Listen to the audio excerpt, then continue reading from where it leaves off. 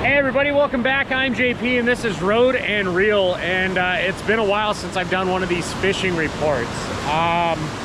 It's been a crazy year, record-setting snow year, and we are still experiencing those snows and those snow melts and runoffs. Now today I'm just coming out, checking out the river, checking out the lake.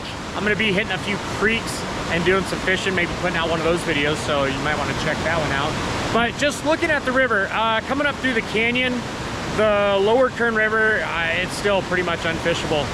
Everything is flowing way too fast. I don't even like getting close to the river. You know, the way that it's flowing, if you fall in, if you get into this water, I don't see how you're gonna come back out unless you happen to get snagged by something before you go under. So just keep that in mind. If you do come down to the river, it's fishable, but it's not catchable. Going up the lake right now is really nice. The water is still nice and cool. The clarity of the water is great. It did come up a couple of feet this week because they had to, you know, stop some of the water coming out of the lake so they could do some repairs and things like that. So the lake did rise quite a bit, so that might throw the fishing off. But I know there's still crappie and things hanging around the structures. Bluegill are hitting on redworms, cut baits and shiners and things for catfish, shiners for crappie. You know, just a lot of those, you know, live baits are doing really well for some of those fish. The carp coming in behind the cemetery, carp is still really good. Everything's picking back up after the spawn. They're doing really well. So you might check those out. You might need something like a kayak or a float tube to get out there and actually do that. But, you know, the fishing is really coming on at the lake. Now, beware that there is a lot of structure. And when I'm talking structure, I mean trees, rocks, a whole bunch of hidden things that are still close to the surface, but hidden. There's not a lot of buoys set out yet, you know, to mark those structures. And there's also man-made structures that are underwater, so keep that in mind, you know, and just be safe out there for the 4th of July weekend. As we move up the Kern River in the upper section, again, you know, virtually unfishable.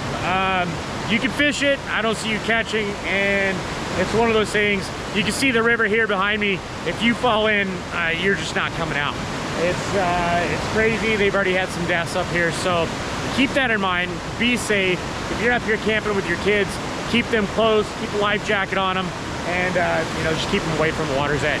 As we're getting into some of the creeks and things, the creeks have a nice clarity. There's a lot of creeks running up here. You got Salmon Creek, Brush Creek, Peppermint Creek. You can go up into like Sherman Pass Road is open now, so there's a lot of those creeks up there that are flowing. You can get to a lot of them. The roads are open, the roads are in decent condition. I recommend, you know, a higher truck or SUV, not like a car, right? Don't bring your Toyota Corolla up here and try to get into some of these, these back road creeks. But the creeks are fishing really well. A lot of smaller fish, but a lot of native fish. Nymphs are doing pretty well. We've got some good hatches coming on up here. Mayflies, yellow sallies. There's a few stoneflies left, and you know, any of those patterns are still working. A lot of terrestrials are working if you're fly fishing these creeks. If you're going to be using traditional, you know, conventional tackle, you know, salmon eggs are the way to go.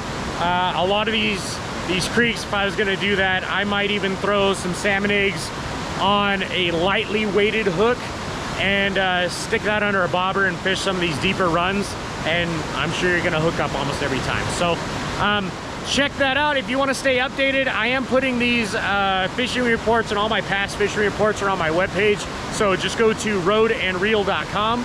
And if you want to reach out about anything, if you have any questions, hit me up on Instagram. I'm really good at answering my you know, my messages and getting back to you, you know, relatively quickly there.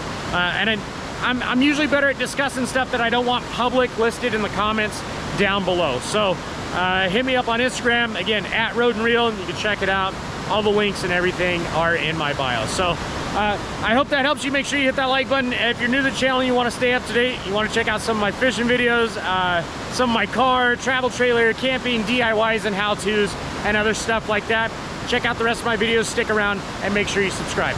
All right, everybody, as always, stay safe out there. The river's crazy, and I'll catch you on the next video.